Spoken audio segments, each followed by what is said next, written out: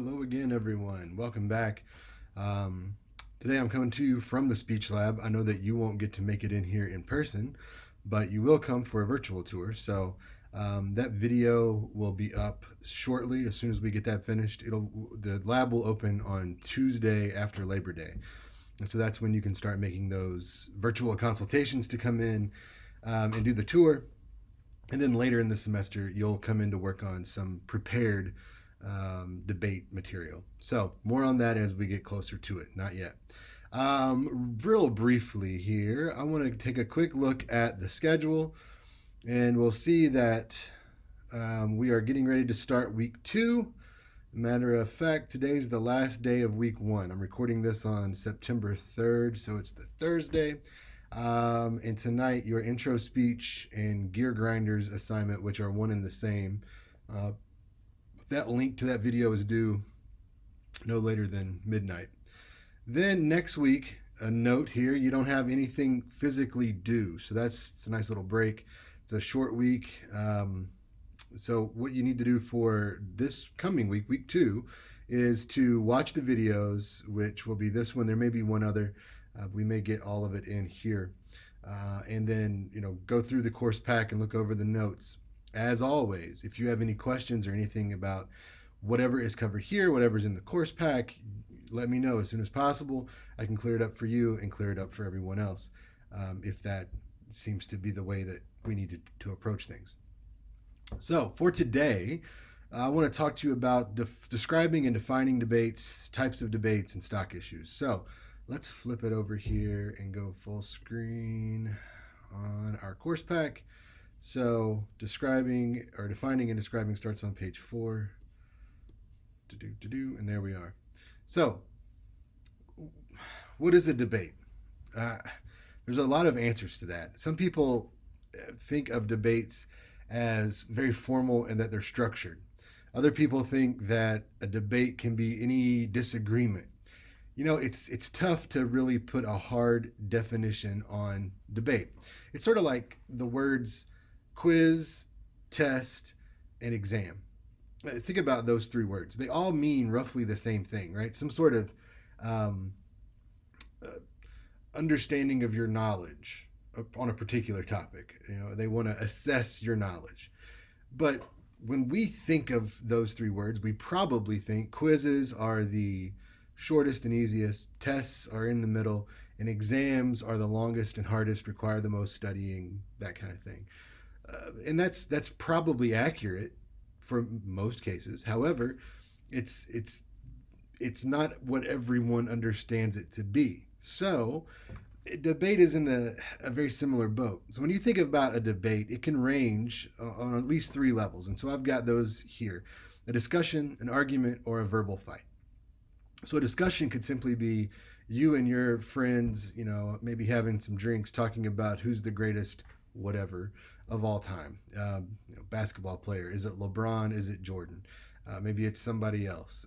Who's the greatest singer of all time? I don't know. Whatever it is that you are interested in, you may have a discussion about, and then when there's a disagreement within that discussion, that's when a lot of folks think that discussions turn to debates. Again, that works for a lot of folks. An argument may be, it's sort of that disagreement's already there.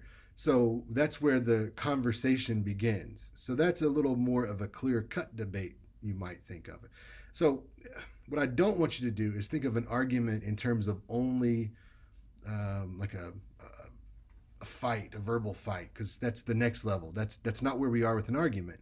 Because even if we are best of friends and we just happen to think that one of us thinks LeBron's the best player ever and the other thinks that Michael Jordan's the best player ever, or that one of us thinks that Beyonce's the best singer ever and someone else thinks that Aretha Franklin's the best singer ever, we can have a disagreement, and when we come to debate it, we bring an argument with us. Think about like a legal setting.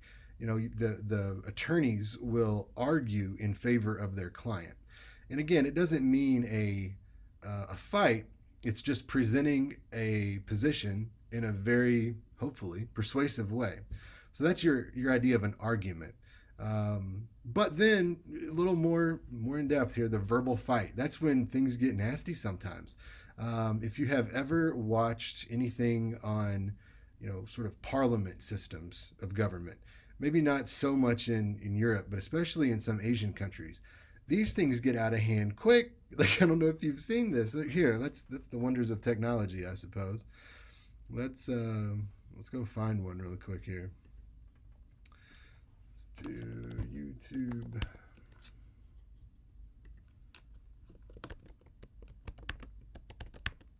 Parliament fight. Um, is there a best moments? Oh, there is a best moments. Great. Let's see what we come up with here. I mean, look at some of this stuff. Oh, this is in Italy. The U.S. Senate's no longer setting. Yeah, yeah, yeah. Um, I've seen. There's one from Kenya. Heated moments. Turkish Parliament. Taiwan. That's the one I'm thinking of. And look at this. This is as a result of a debate in a government system. We won't cover parliamentary debates proper. Um, we would if we were an in person course, but since we're not, we're just not going to have time to do it. And it's not really feasible to have a parliamentary debate online without being synchronous, at least. Um, but that's what these systems do. And it'll be I lay out a plan, or here's my problem, here's my solution, and you're going to go through and say, yeah, no, your solution is terrible, and here's why it's terrible, here's a better one. And they often lead to name calling and a lot of fallacies that we'll talk about later on. But people are getting their butts kicked in here. um, my man's coming with the chair. Oh, thought better of it. All right, you didn't want to catch that charge. But this is the kind of thing that can happen based on people using speech in debate. So it's a full contact sport sometimes, but we are not going to get to that level, I hope. I gotta get this. Okay. Now, that could be sort of the levels of intensity in terms of the definition. Sort of a nice light discussion, a medium, we've got two very differing sides, and then an extreme verbal fight. Levels of formality might line up with those. So you've got this really casual level of formality. There are no rules about who speaks first, who speaks last, who speaks longest. There's not a decorum that's set up in terms of expected behavior. It's just understood that it's friendly back and forth. An argument would be more of an informal setting. There are some rules, but if you think about dress code, it's sort of like business casual, if you will. Like you can't just come in wearing jeans and a tank top, but you don't have to suit up either. So you sort of understand without having to be told that there are rules. You need to keep yourself in line, and there'll be time limits, things like that. But it's not as hard and fast as something that's very formal like parliamentary debate. Maybe it's those rules that constrict people, and all that tension builds, and that's why they go uh, turn to violence. Who knows?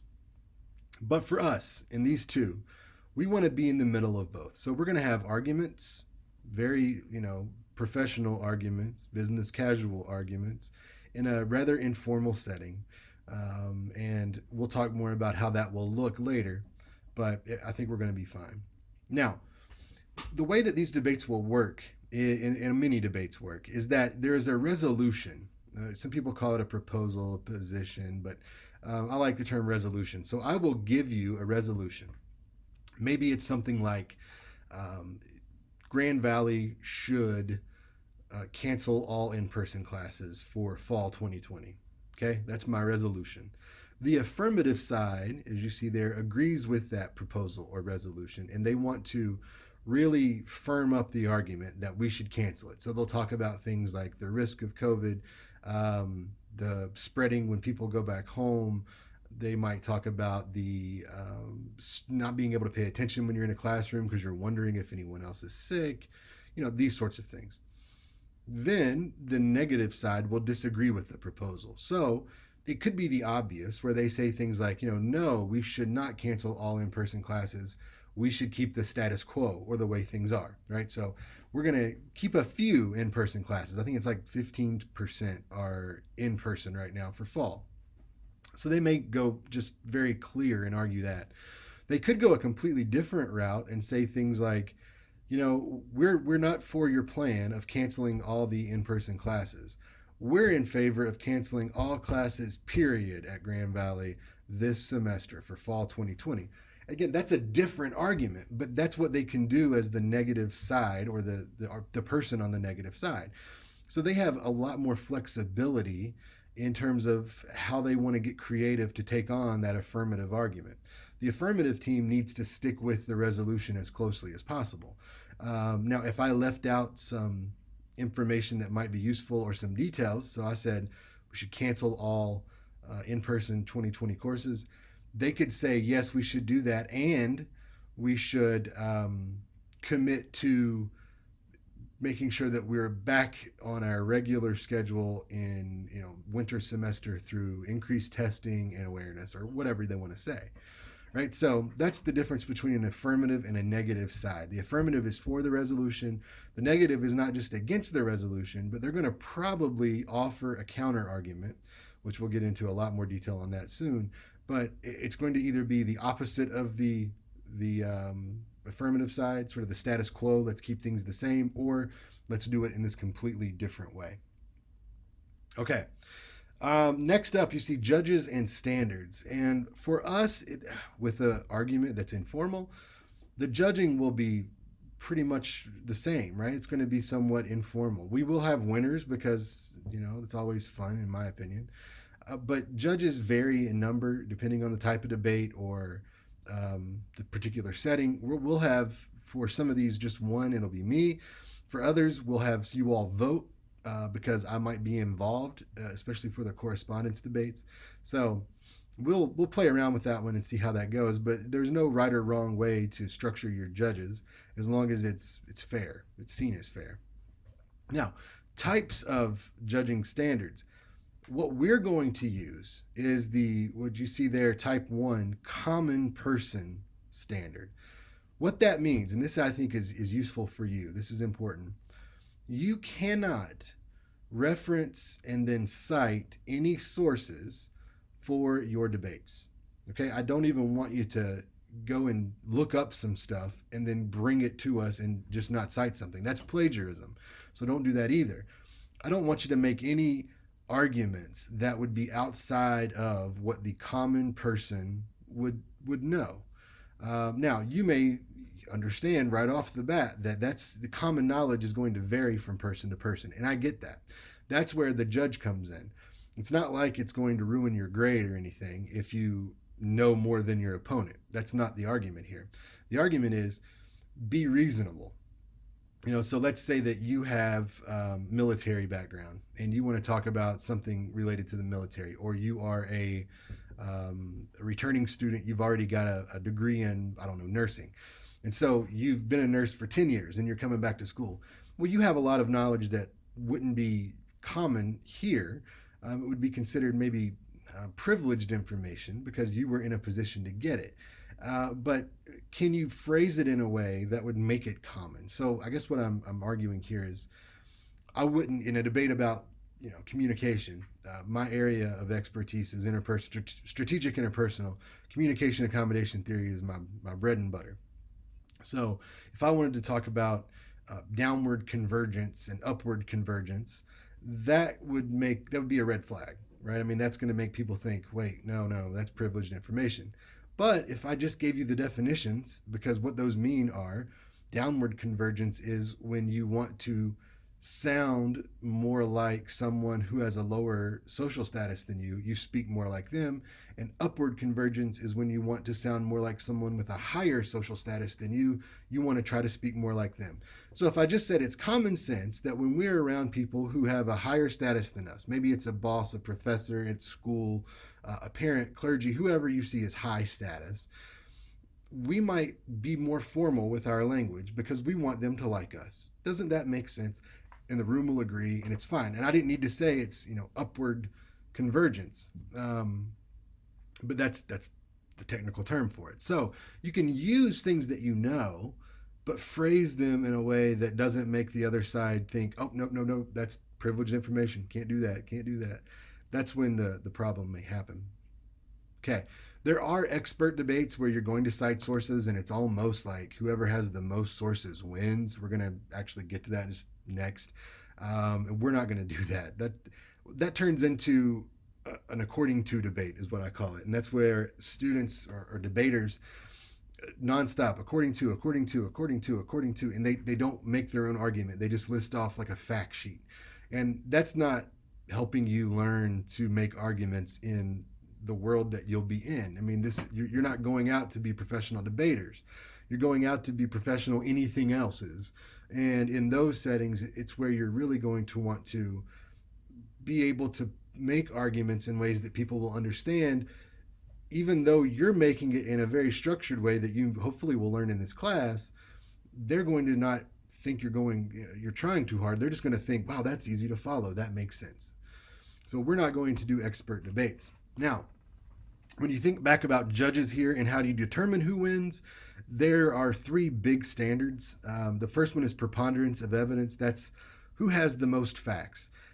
That's when people do the according to mostly. Now, we might get into that a little, not with according to's, but if you have just, a lot of common knowledge and you're logically linking things together. So, here's a fun fact. We cannot scientifically or legally say that smoking cigarettes causes cancer. You can't say that. Think about it.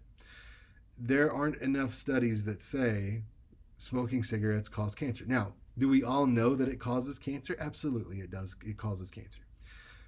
However, what we can say is smoking cigarettes greatly increases your chances of developing cancer. Think about the difference there. Cause and effect, contributing factor. Big, big difference.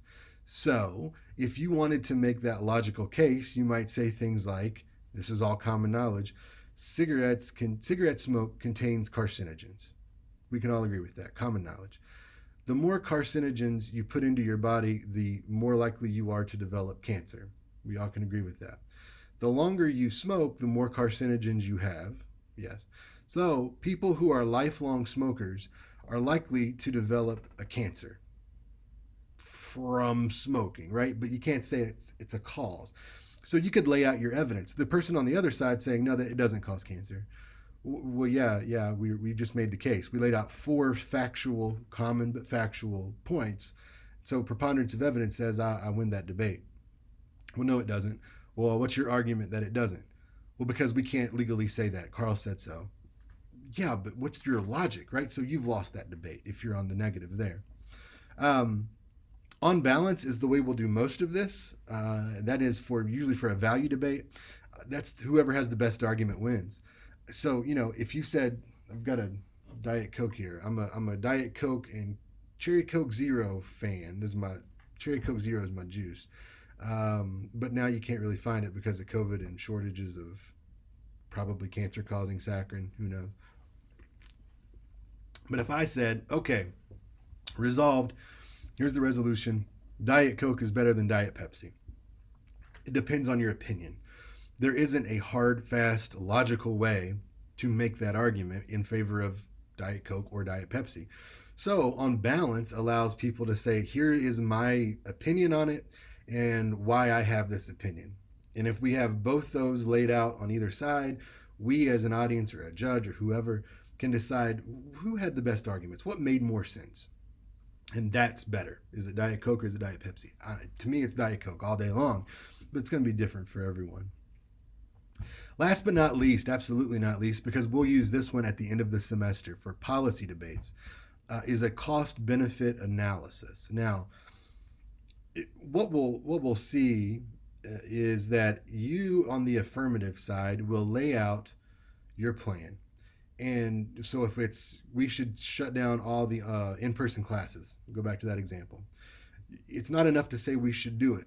You got to tell us how we're going to do it, when we're going to do it, how much will that cost, who's going to have to be involved, what problems will that lead to, what benefits will that lead to, right? So you're going to go through and give us all that information that you can think of on a common level.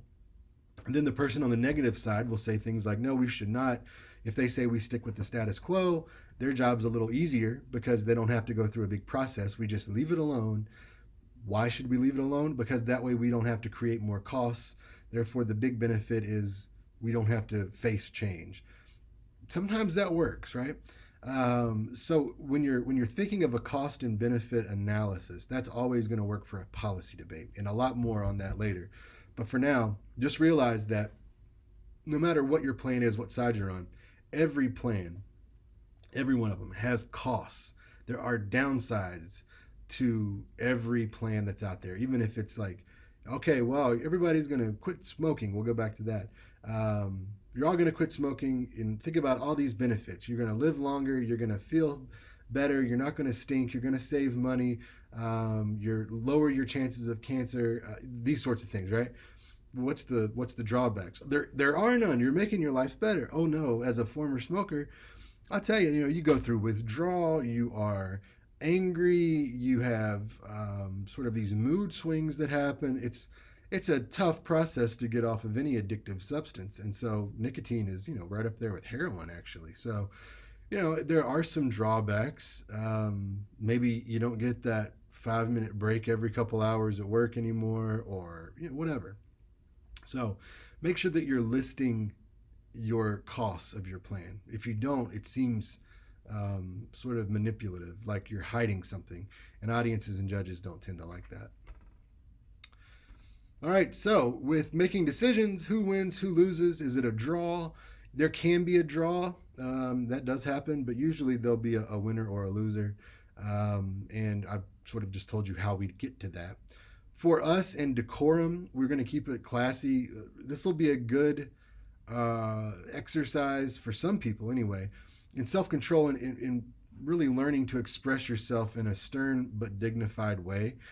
We'll come back to this when we get to fallacies and fallacious arguments, but you cannot say things like, boy, you are the dumbest person I've ever ran into in my life. What is wrong with you?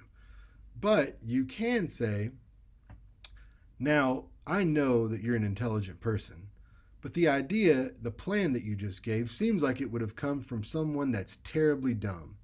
And I know that's not you, so I'm confused as to why you even brought that up.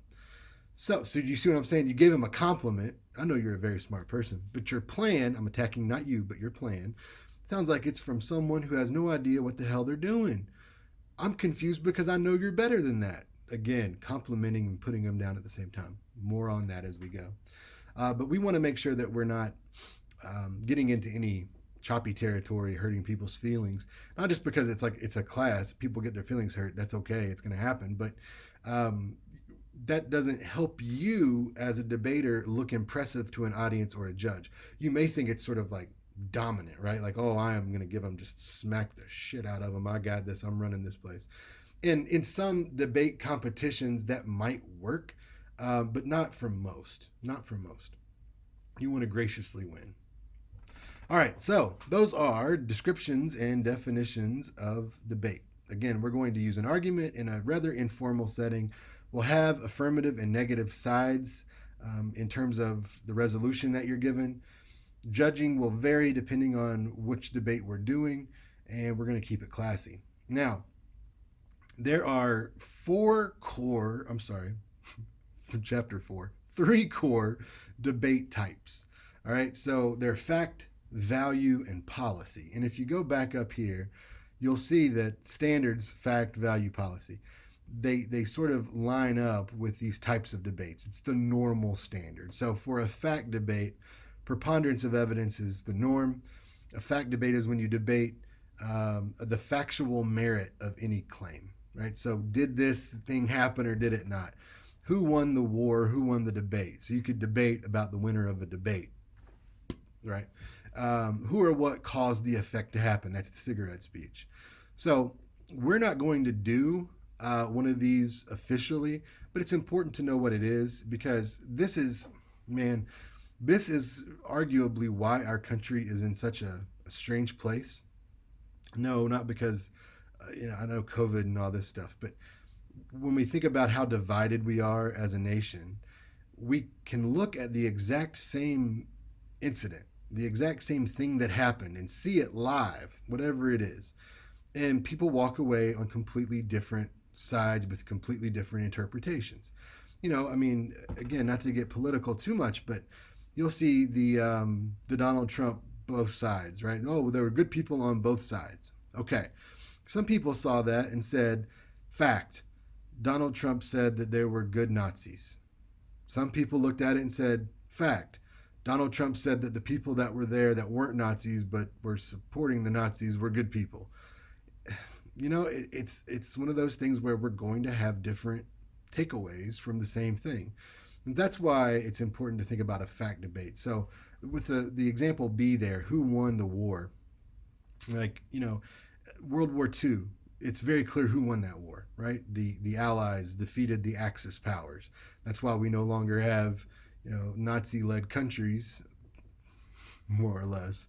And we don't have Mussolini and this whole thing. But if you think about like Vietnam, there's still communism in Asia, and if you think about who gave up, well, we left. And who killed more people? Well, we probably killed more of them than they killed of us, but boy, they had a lot more of them. So who knows, right? How do you want to judge who wins? If you want to do it in a body count, do you want to do it in a political way? It's one of those things that you'll have to say, if we're judging by blank, then blank won that war. Just like in a debate. If we're judging on preponderance of evidence, then blank won that debate. But if we're judging on, the balance, the other side won that debate. These things happen all the time. Not to get too much in the mud there, let's move on to value and policy, because these are the ones that we will be doing, and you'll do two policies. So a value debate it's debating whether something is good, bad, right, wrong, better, worse, moral, immoral, could be amoral. Should you not do it? That kind of thing. This is the Diet Coke. Is Diet Coke? You could do a fact debate on Diet Coke is better than Diet Pepsi, but you could also do it as a value debate. So with this one, you'll see there, who is the greatest artist of all time and why? Okay, so do we want to just leave it as artist? Do we want to narrow that down? We'll get to that next with how we narrow that down. But let's say it's, the death penalty is an acceptable punishment. Okay, some people will say, yes, it is. It's the value of a person's life, if they've killed someone, is a equal payment for the value of the life that they have taken. Value. Other people will say that the person that was killed, right, we lose that person's value as a life. So what we should do is punish the other person, but if we also lose their value, then we've all lost two values instead of one. It's different for different folks, right? So you're really going to have to think about what do I think and why do I think that way? Part of the goal of this class is to get you to understand your belief system, why you think the way that you think. Why do you hold the positions that you hold?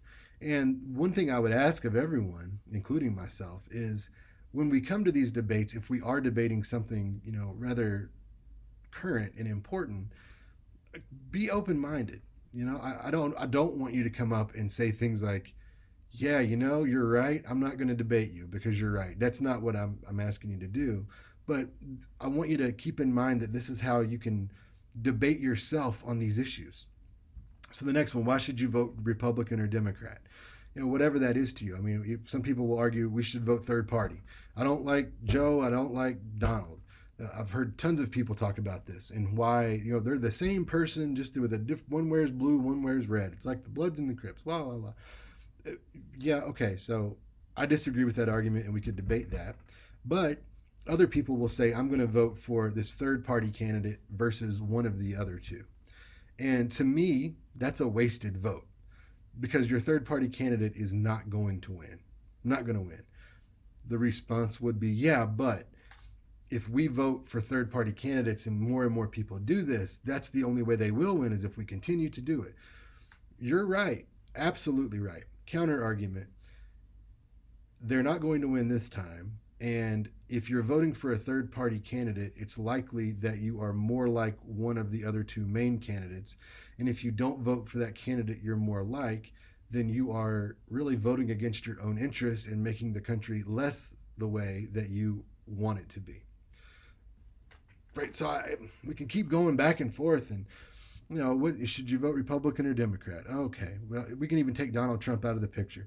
Being conservative or being liberal, pro life, pro choice, um, you know, uh, pro, gosh, guns or pro gun control, anti gun control, I guess, these sorts of things.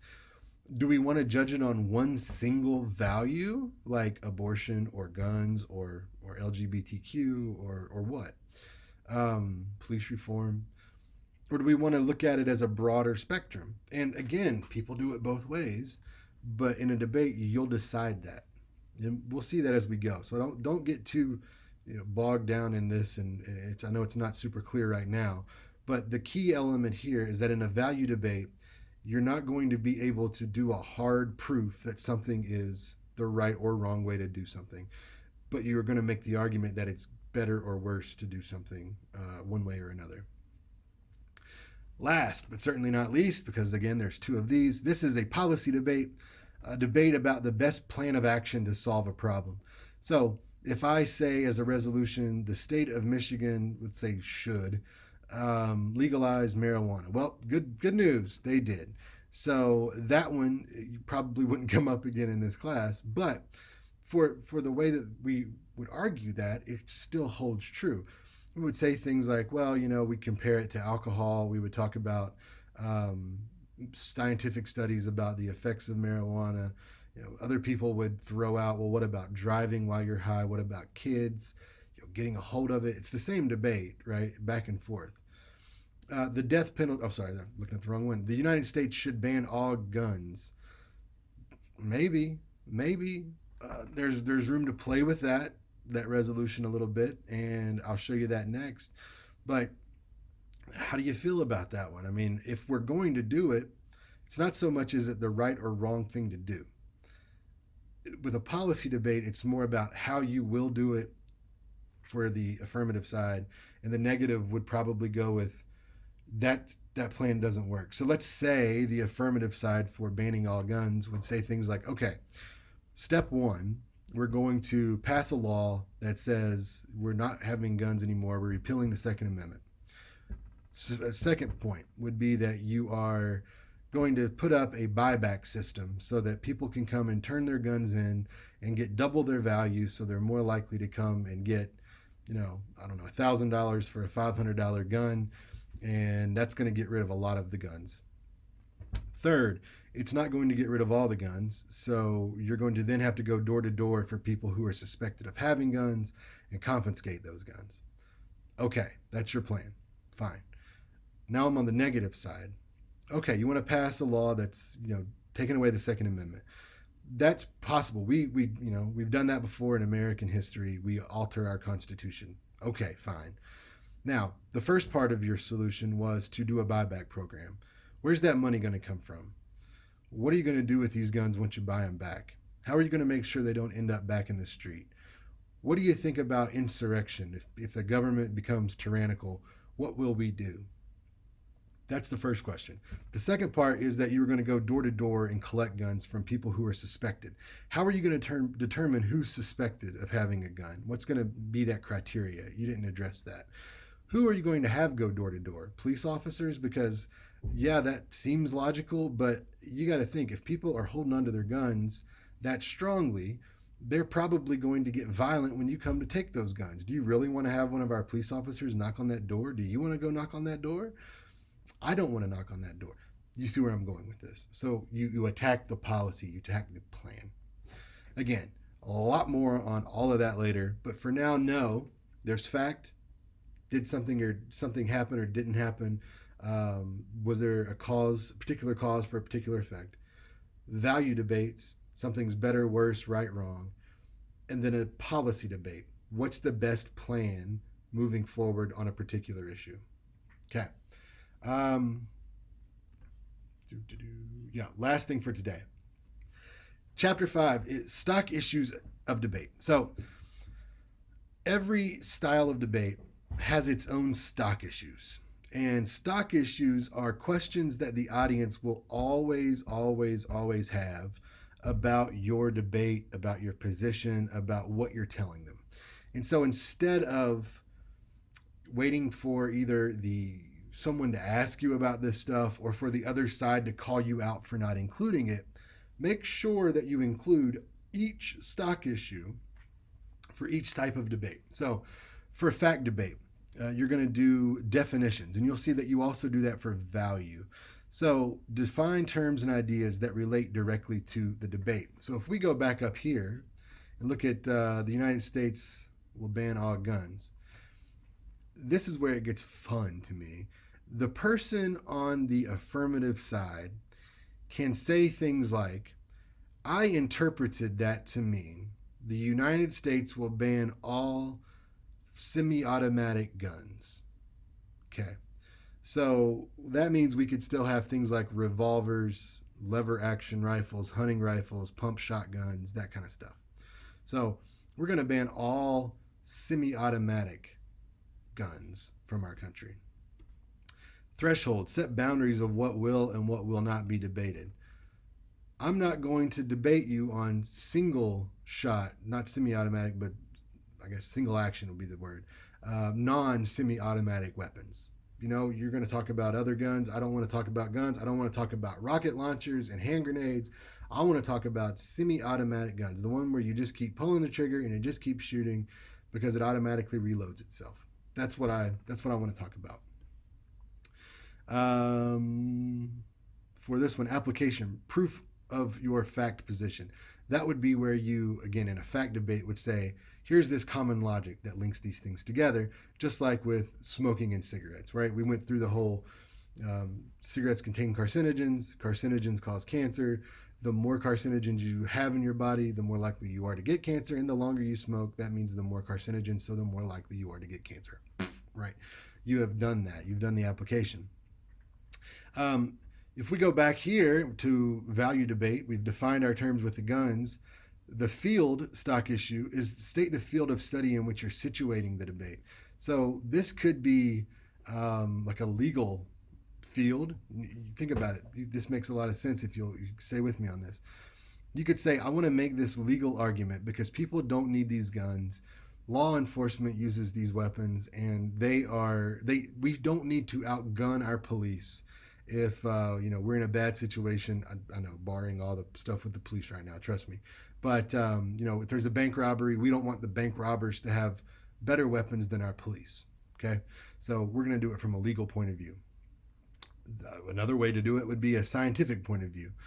When you are able to get off more shots in a short period of time, if you hit your target, you're going to have more wounds and more wound channels. And science tells us that the more wounds and more wound channels you have, the less chance you have of repair or recovery, which means the more likely you are to die. And what we're trying to do here is save lives. And so if we don't have guns that can shoot that fast, then we're going to save lives from that. They could make that argument.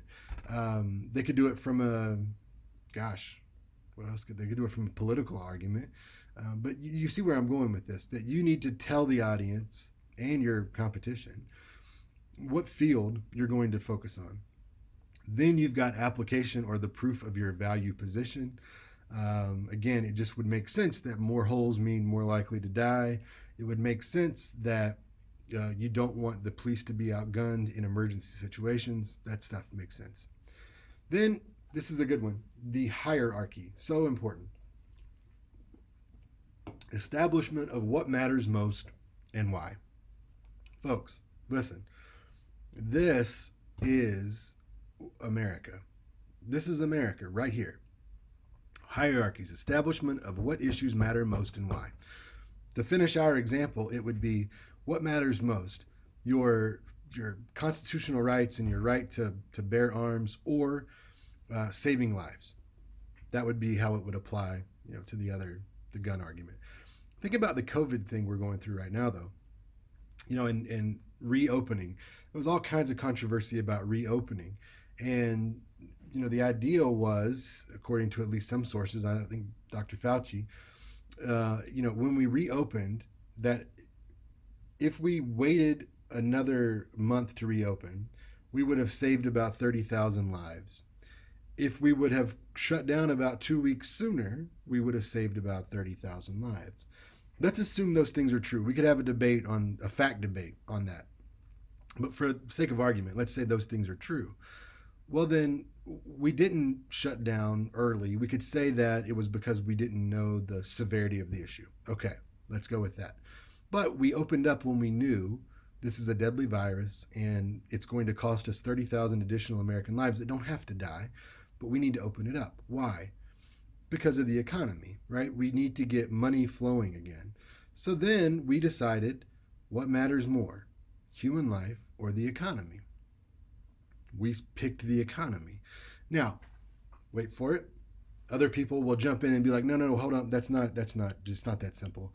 So if we kept the economy shut down, then we would have cost human lives that way, because people would become depressed, and they might see the suicide rate go up, or addiction rates go up, that sort of thing.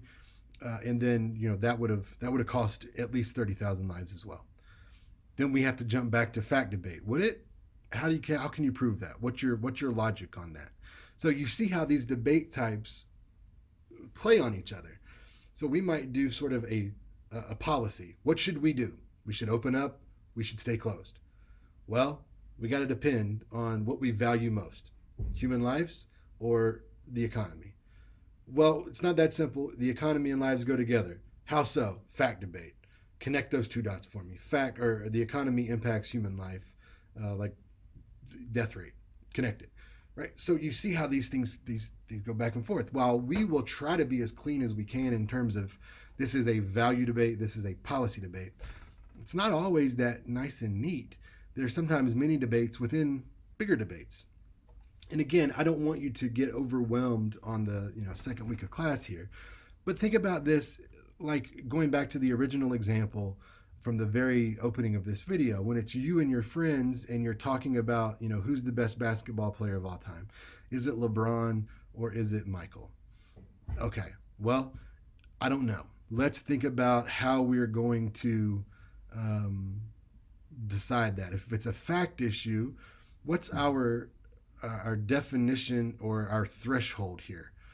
How are we going to judge this? Well, if we're going to judge it by total points scored, LeBron's the best player ever.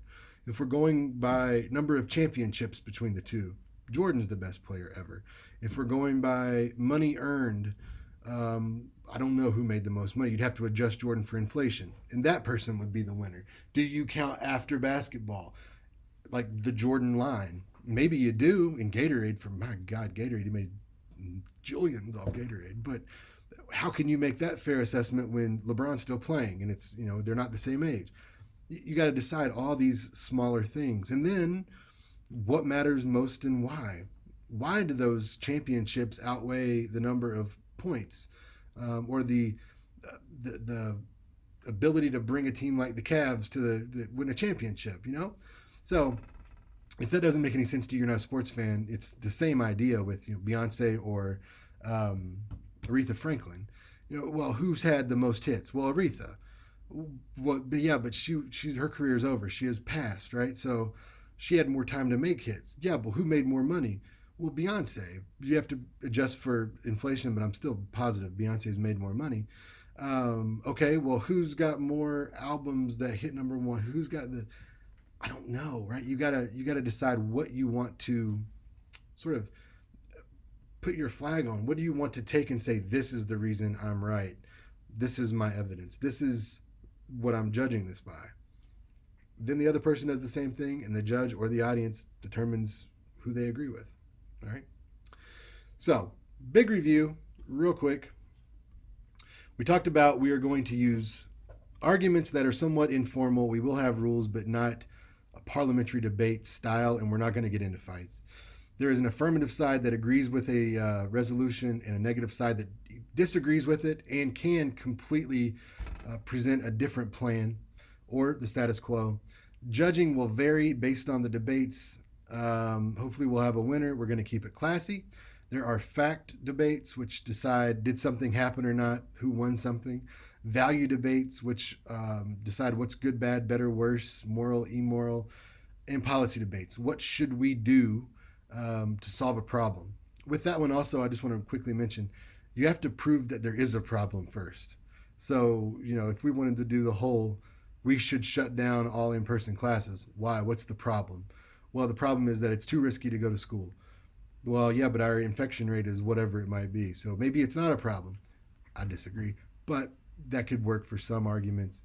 Stock issues, these are going to vary by debate type. You see, there is some overlap because we didn't even get down to the policy debate. That's what I was going with that. The problem, or what is going wrong with the status quo. You've got to prove that. Then blame why that is a problem. Whose fault is it? Or is it a group's fault? Is it a single person's fault? Sort of like with COVID right now, is it Donald Trump's fault? Is it the CDC's fault? Is it the World Health Organization's fault? Is it everybody's fault? I don't know. What's the cure? This is the plan, right? That's the plan. And then, as I mentioned earlier, the pros and cons or the cost benefit analysis of your plan. We'll go there at the end. Again, stock issues are what everyone will be wondering about this debate. So you're going to go ahead and give it to them. So if you think stock, it's like a stock vehicle. So if you don't have any bells or whistles, no extras, you've got a stock Honda Accord. That comes stock with a CD player, a manual transmission, and fabric seats. Those are the minimum you would expect in a car. This is the minimum you would expect in a debate. So, with that, as always, if you have questions, let me know. Next time, we'll talk about argumentation and rebuttal. We'll get a little further into the do's and don'ts and the nuts and bolts of debate. Also, just to flip back for a quick second here, you'll see that, again, nothing's due this week, but next time on the third week, so between the 11th and the 17th, is when that video on argumentation and rebuttal will come up. But you will have quiz 1, which is on Blackboard, and the Speech Lab tour, which is virtual. So you've got these 2 weeks to get in your Speech Lab tour. And as soon as I have that video for how to make the appointment, I'll post that, and you can take it from there. That should be out before Tuesday gets here.